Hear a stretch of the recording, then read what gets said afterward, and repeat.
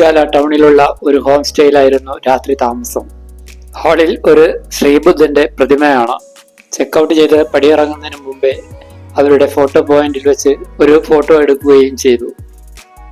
അധികം വൈകാതെ ഗാംബോല സ്റ്റേഷനിലെത്തി. വെല്ലയിലേക്ക് ടിക്കറ്റ് കൊടുക്കാൻ തുടങ്ങിയിട്ടില്ല. അല്പം കാത്തു നിൽക്കേണ്ടി വന്നു. വണ്ടർ ഗ്രൂപ്പ് നേതാവാണ് എല്ലാവർക്കും വേണ്ടിയുള്ള ടിക്കറ്റ് എടുത്തത്. ഇവിടെ പ്ലാറ്റ്ഫോമിൽ നോക്കിയാൽ അംബുൾ ബാവ ടവറിന്റെ അഗ്രഭാഗം കാണാം. ട്രെയിൻ യാത്രയിൽ വിവിധ സ്റ്റേഷനുകൾ പ്രത്യേകം ശ്രദ്ധയിൽപ്പെട്ടു. എത്ര വൃത്തിയായാണ് അവ സംരക്ഷിച്ചിരിക്കുന്നത്.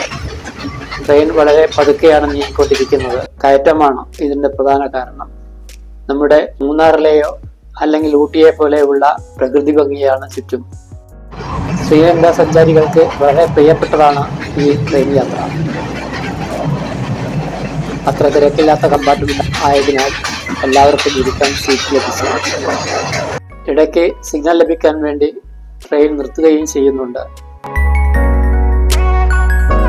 തുരങ്കങ്ങളിലൂടെ കടന്നു പോകുമ്പോൾ ഇരുട്ടിനെ തോൽപ്പിക്കാനെന്ന വിധം ആർപ്പും കൂവലും കേൾക്കാം. ഓരോ സ്റ്റേഷനും പൂക്കളും ചെടികളും കൊണ്ട് മൂടി പിടിപ്പിച്ചിരിക്കുന്നു. ഉയരം കൂടുന്നതനുസരിച്ച് തണുപ്പ് കൂടി വന്നു. വീണ്ടും ട്രെയിൻ താഴ്വാരത്തിലേക്ക് നീങ്ങുന്നതനുസരിച്ച് തണുപ്പ് കുറയുകയും ചെയ്തു.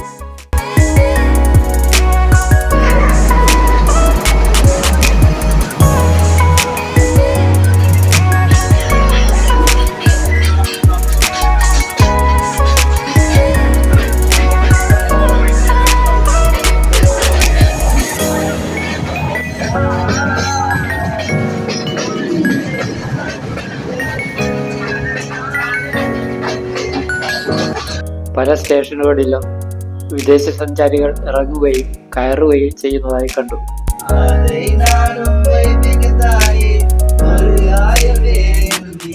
അതിനിടെ ഏതാനും ശ്രീലങ്കൻ യുവാക്കളുടെ താളലയത്തിലുള്ള സമൂഹ ഗാനം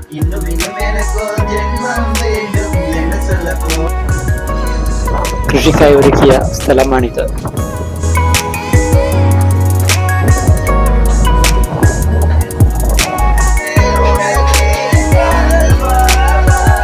ശ്രീലങ്കൻ യുവാക്കളാണ്. സമൂഹ ഗാനം അവതാളത്തിലായ പോലെ തോന്നി. റെയിലിന്റെ ഇരുവശത്തും കൂടുതലായി വനപ്രദേശമാണ്. വലിയ വലിയ മലകളും താഴ്വാരങ്ങൾ, ഇടയ്ക്ക് വെള്ളച്ചാട്ടവും കാണാം.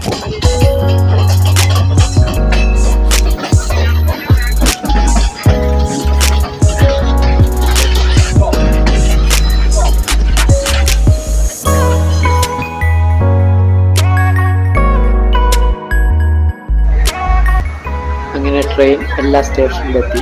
കൂടുതലും വിദേശ സഞ്ചാരികളാണ്. തിരക്ക് ഏകദേശം കുറഞ്ഞ ശേഷമാണ് പുറത്തേക്ക് കടന്നത്.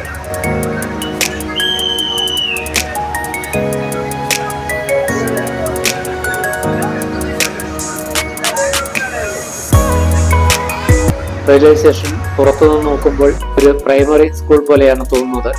ലഗേജുകളുമായി എല്ലാവരും റെയിൽവേ സ്റ്റേഷൻ റോഡിലൂടെ അല്പം താഴോട്ട് നടന്നു. ആദ്യം കണ്ട ഹോം സ്റ്റേ തന്നെ രാത്രി താമസത്തിനായി ബുക്ക് ചെയ്തു. ഇരുട്ടുന്നതിന് മുമ്പ് തന്നെ നയനാർസ് ബ്രിഡ്ജ് കാണുക എന്ന ലക്ഷ്യത്തോടെ പുറത്തേക്ക് ഇറങ്ങി. ഓട്ടോയിലാണ് അവിടെ എത്തിയത്. അധികം താമസിയാതെ ചൂളം വിളിച്ചുകൊണ്ട് ഒരു ട്രെയിൻ അതുവഴി കടന്നു വന്നു. വലിയൊരു സംഭവമായി എല്ലാവരും അത് വീഡിയോയിൽ പകർത്തുകയും ചെയ്തു.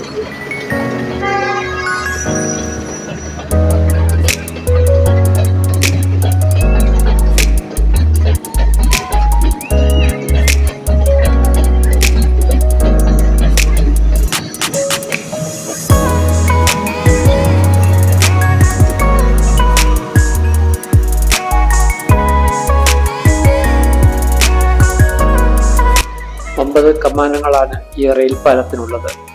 പലരും അവിടെ നിന്ന് ഫോട്ടോ എടുത്തുകൊണ്ടിരിക്കുന്നു.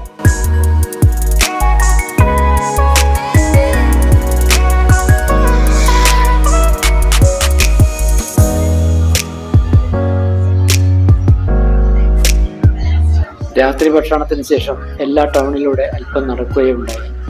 നഗരം മുഴുവനും സഞ്ചാരികൾക്കായി അണിഞ്ഞൊരുങ്ങിയിരിക്കുന്നു.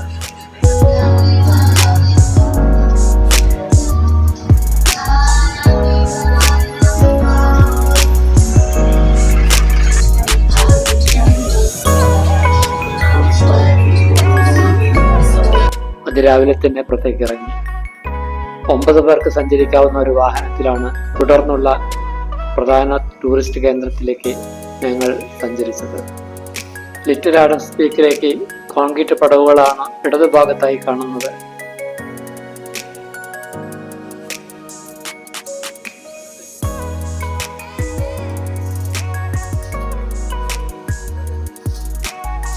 രാവണ പൂൾ ക്ലബിന്റെ മുന്നിലാണ് ആദ്യം എത്തിയത്.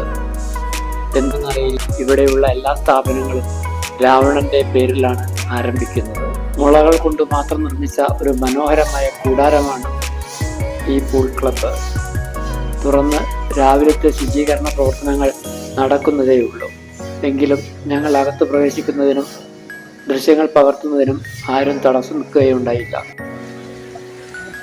2 സ്വിമ്മിംഗ് പൂളുകൾ, ഒന്നിൽ ചൂടുവെള്ളമാണ്. അങ്ങ് അകലേക്ക് നോക്കിയാൽ വളരെ മനോഹരമായ മലനിരകൾ. പൂൾ ക്ലബിൽ വെച്ച് അനേകം ഫോട്ടോകൾ എടുത്താണ് ഞങ്ങൾ മടങ്ങിയത്.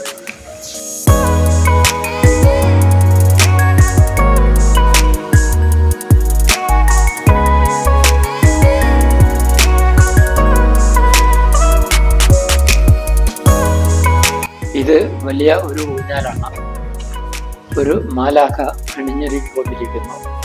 ഊഞ്ഞാലിലാടുന്നതിന്റെ വീഡിയോ ദൃശ്യവും അവർ തന്നെ പകർത്തിത്തരും.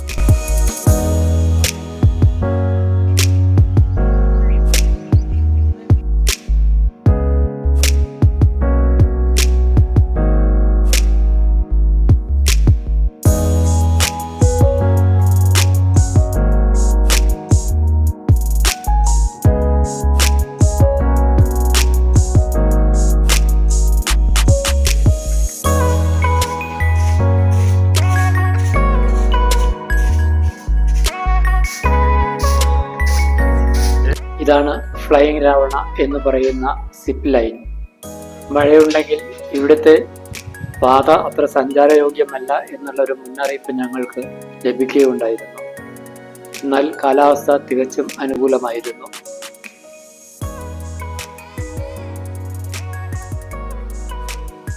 കോൺക്രീറ്റ് പടവുകൾ അവസാനിച്ചിരിക്കുന്നു. ഇവിടുന്ന് അങ്ങോട്ട് അത്ര ക്രമപ്പെടുത്താത്ത പടവുകളാണുള്ളത്. പീക്കിലേക്ക് ഇനിയും കുറെ ദൂരം കൂടി നടക്കാനുണ്ട്.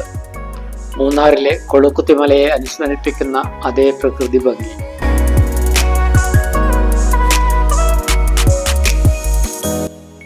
വഴി നേർത്തു വരികയാണ്.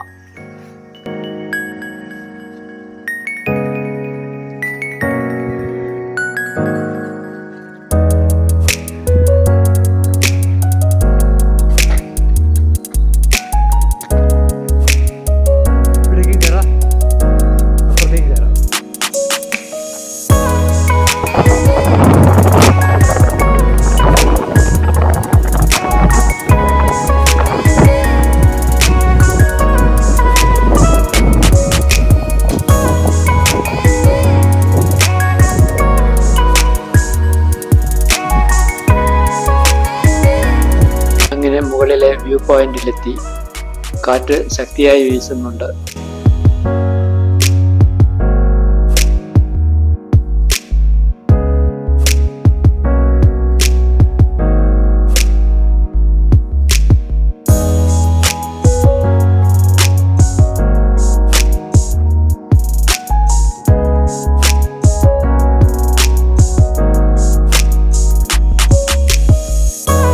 കുറെ മറ്റുള്ളവരും ഓരോരുത്തരായി എത്തിച്ചേർന്നു.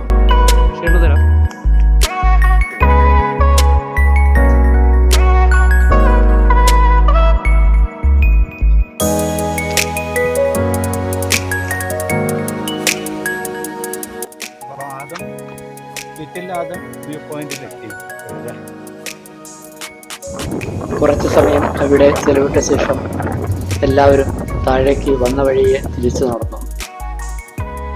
വഴിയരികിൽ വിവിധ തരം പൂക്കൾ.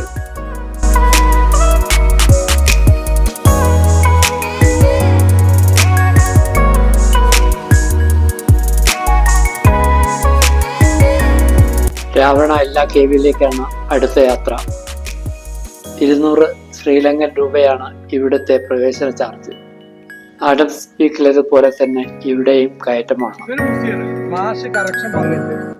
ഇരുവശത്തും വൻമരങ്ങളും കുറ്റിക്കാടും.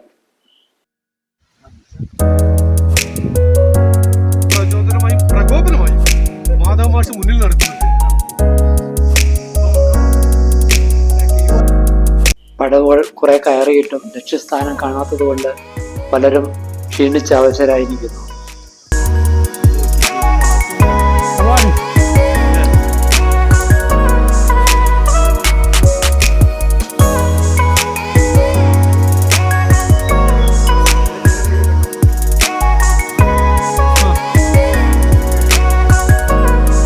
പാറയ്ക്കുള്ളിലേക്ക് ഒരു ഗുഹ. ഇതാണ് രാവണ കേവ്. അകത്തേക്ക് വെളിച്ചമെത്താത്തതുകൊണ്ട് മൊബൈൽ ടോർച്ചിനെയാണ് വെളിച്ചത്തിനായി ആശ്രയിച്ചത്.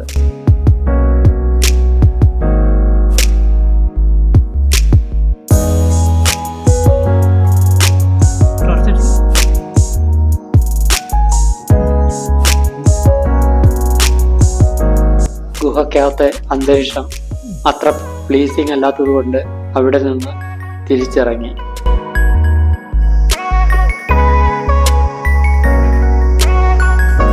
പലരും കയറി വരുന്നതേ ഉള്ളൂ.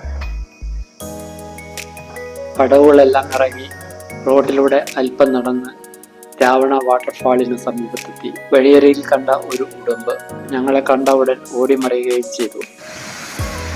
വെള്ളമൊഴുകുന്ന നദിക്ക് കുറുകെയാണ് റോഡ് കടന്നു പോകുന്നത്.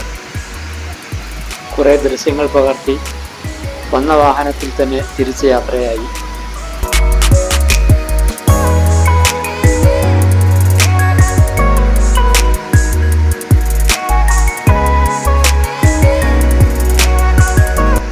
എല്ലയിലെ കാഴ്ചകളെല്ലാം അവസാനിപ്പിച്ച് ഇന്നു തന്നെ കൊളംബോയിലേക്ക് യാത്ര തിരിക്കണം.